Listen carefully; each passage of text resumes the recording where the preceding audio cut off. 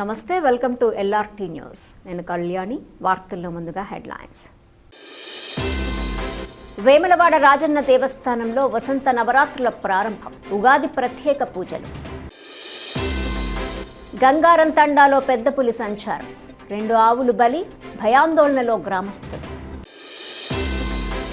అసెంబ్లీలో ఎంఐఎం ఎమ్మెల్యేల తీరు సరికాదు. బండి సంజయ్.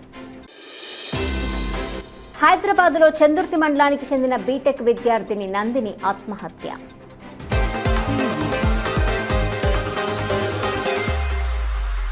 శ్రీ పరాభవనామ సంవత్సర ఉగాది పర్వదినాన్ని పురస్కరించుకొని వేములవాడ శ్రీ రాజరాజేశ్వర స్వామి దేవస్థానం ఆధ్యాత్మిక వైభవంతో కలకలలాడింది. వసంత నవరాత్రి ఉత్సవాల ప్రారంభం సందర్భంగా ఆలయంలో ప్రత్యేక పూజా కార్యక్రమాలు ఘనంగా నిర్వహించారు. ఈ సందర్భంగా ఉదయం వేళ స్వామివారికి మహాన్యాసపూర్వక ఏకాదశ రుద్రాభిషేకం నిర్వహించగా శ్రీ సీతారాముల స్వామి వారికి పంచోపనిషత్ మంత్రాలతో అభిషేకాలు చేశారు. ఆలయాన్ని పుష్పాలతో సుందరంగా అలంకరించగా స్వామివారి సన్నిధి భక్తులతో కిక్కిరిసింది. ఆలయ ప్రధాన అర్చకులు గోపన్న గారి శివశర్మ మాట్లాడుతూ వసంత నవరాత్రుల సందర్భంగా ప్రత్యేక పూజలు కొనసాగుతాయని తెలిపారు. మార్చి 27న శ్రీరామనవమి సందర్భంగా సీతారాముల కళ్యాణం వైభవంగా నిర్వహించనున్నట్లు వెల్లడించారు. ఉగాది పర్వదినం మరియు నవరాత్రుల ప్రారంభం నేపథ్యంలో భక్తులు పెద్ద సంఖ్యలో తరలివచ్చి స్వామివారిని దర్శించుకొని ప్రత్యేక పూజల్లో పాల్గొన్నారు.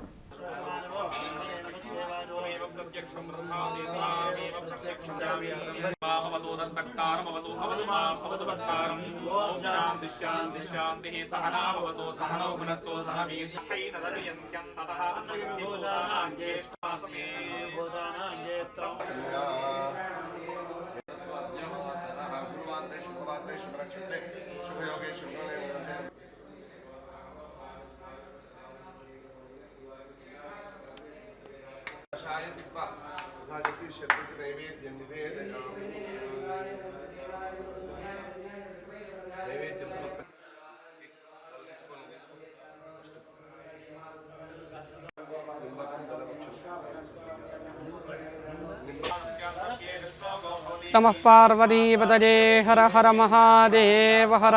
सीतारामचंद्र स्वामी भगवान की जय. रामाय रामभद्राय रामचंद्राय वेधसे रघुनाथाय नाथाय सीताय पतये नमः.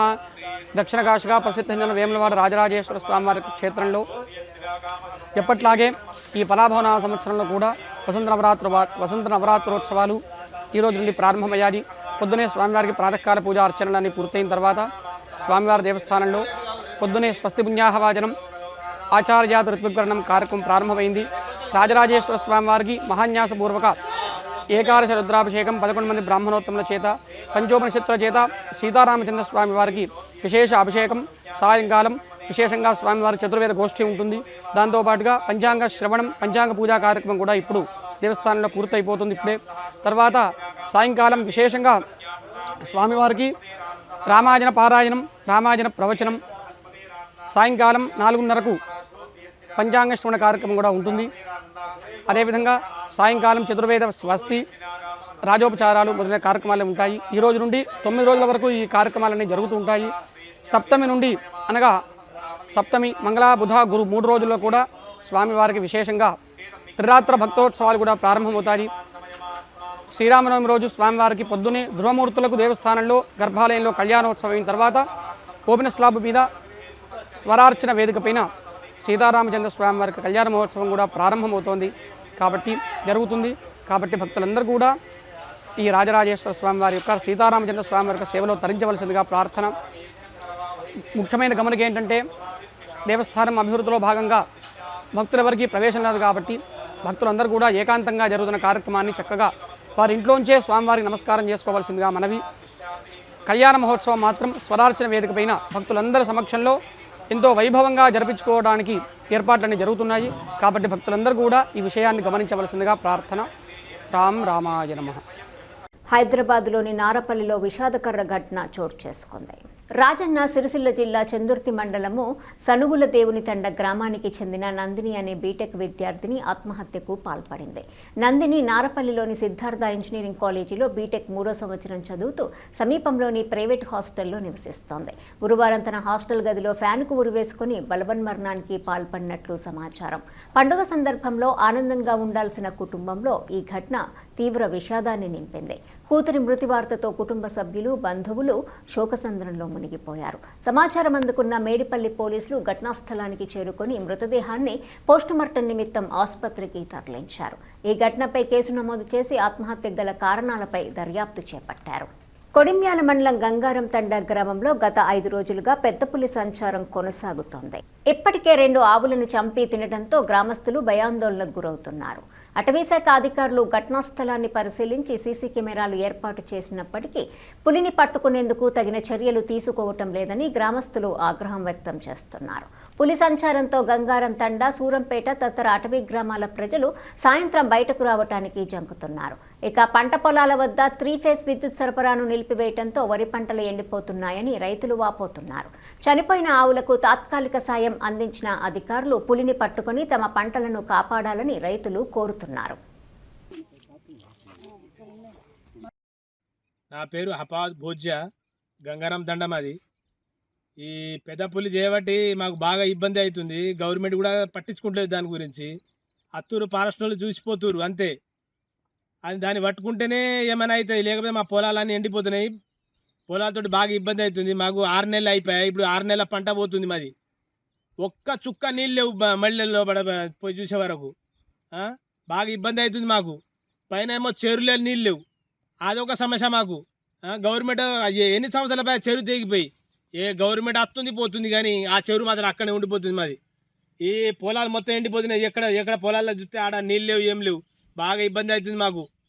ఏమైనా ఇప్పుడు ఎట్లా చేసి పెద్ద పుల్లిని పట్టుకుంటేనే మాకు కొంచెం ఇది అవుతుంది, లేకపోతే ఆ ఉన్న పొలాలు కూడా మొత్తం ఎండిపోతాయి. అత్తూరు ఫారెస్ట్లో చూసిపోతున్నారు అంతే. దాన్ని పట్టుకుంటలేరు, ఎత్తలేరు. ఎట్లా చేసి పెద్ద పుల్లిని పట్టుకోవాలి. పట్టుకొని మాకు గ్రామస్తులను కొంచెం హెల్ప్ చేసినట్టు అవుతుంది, లేకపోతే ఉన్న పొలాలన్నీ ఎండిపోతాయి ఇక. సరేనా? లేకపోతే బాగా ఇబ్బంది అవుతుంది మాకు. నా పేరు రఘు, నేను గంగారం తండకు చెందిన వ్యక్తిని.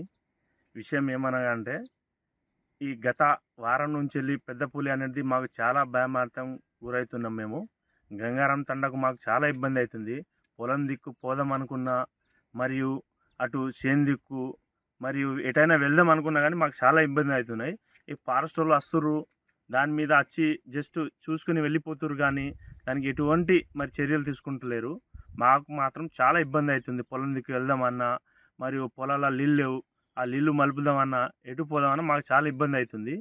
అందువలన పెద్ద పులిని ఎంత వీలైతే అంత పట్టించి మాకు కొంచెం సహకారం చేయాలని గ్రామస్తులను నేను కోరుతున్నాను. మరియు ఇంకోటి ఏమనగా అంటే, మన చెరువు తెగిపోయి గత ఎన్నో సంవత్సరాలు అవుతుంది, దానికి ఎవరు పట్టించుకుంటలేరు. ఆ చెరువు లేక మాకు చాలా ఇబ్బంది అవుతుంది. నీళ్ళ సమస్య బాగా ఇబ్బంది అవుతుంది. మాకు నీళ్ళు లేవు. ఆ నీళ్ళు లేక మేము పొలం దిక్కు పోదాం అన్న, ఇప్పుడు అదే మూమెంట్లో ఇప్పుడు పెద్ద పులి వచ్చేసింది. దానివలన మేము పోవుడు మాకు చాలా ఇబ్బంది అవుతుంది. అందుకనే అధికారులు కొంచెం ఆ విషయంలో, పెద్ద పులి విషయంలో కొంచెం దానికి స్పందించి దానికి చర్యలు తీసుకుంటే మా గ్రామస్తులకు చాలా సార్లు మేలు చేసినట్టు ఉంటుంది. అందుకని మేము కోరేది ఏమనగా అంటే, ఇప్పుడు మాకు నీళ్ళ సమస్య ఉంది. ఇప్పుడు 6 నెలలు చేసిన మేము 6 నెలలు చేసిన పొలాలను అసెంబ్లీలో ఎంఐఎం ఎమ్మెల్యేల ప్రవర్తన సరికాదని కేంద్ర మంత్రి బండి సంజయ్ తీవ్రంగా విమర్శించారు. వందే మాతరం ఆలపిస్తున్న సమయంలో ఎంఐఎం ఎమ్మెల్యేలు సభను వీడి వెళ్లిపోవటం తగదని ఆయన పేర్కొన్నారు. కేంద్రం ఇచ్చిన ఆదేశాలను ఎంఐఎం ఎమ్మెల్యేలు ధిక్కరించారని ఆరోపించిన బండి సంజయ్ వారి ప్రవర్తనపై స్పీకర్ కూడా స్పందించలేని పరిస్థితి నెలకొందని అన్నారు. ఈ అంశంపై ముఖ్యమంత్రి రేవంత్ రెడ్డి స్పందించాలని డిమాండ్ చేశారు. దేశంలో నివసించాలంటే ప్రతి ఒక్కరూ వందే మాతరం ఆలపించాల్సిందేనని ఆయన స్పష్టం చేశారు. ఆలపించడం తప్పనిసరి చేస్తూ రాజ్యాంగానికి అనుసరించి కేంద్రము చట్టం చేసిన విషయం వాస్తవం. ఉత్తర్వులు జారీ చేసింది.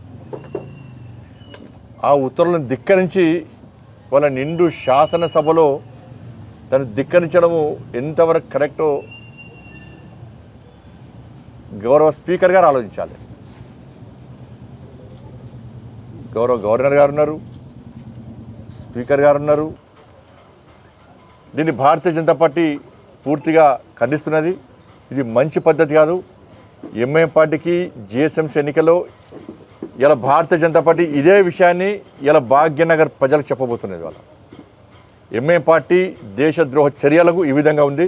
ఏదో అప్పుడప్పుడు వచ్చి ఓవైసీ అసదుద్దీన్ ఓవైసీ వచ్చి పాకిస్తాన్ మీద మాట్లాడి, బంగ్లాదేశ్ మీద మాట్లాడి, ఏదో మాట్లాడి నేను దేశభక్తుణ్ణి అని చెప్పి చెప్పుకునే ప్రయత్నం చేస్తే సమాజం గుర్తించద్దని.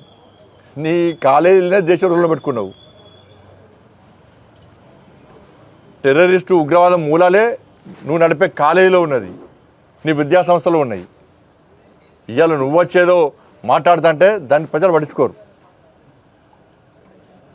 కాబట్టి ముఖ్యమంత్రి గారు, స్పీకర్ గారు దీని మీద స్పందించాల్సిన అవసరం ఉంది. ఈ వార్తలు ఇంతటితో సమాప్తం. తిరిగి ప్రసారమయ్యే LRT న్యూస్లో మళ్ళీ కలుసుకుందాం. అంతవరకు సెలవు. నమస్కారం.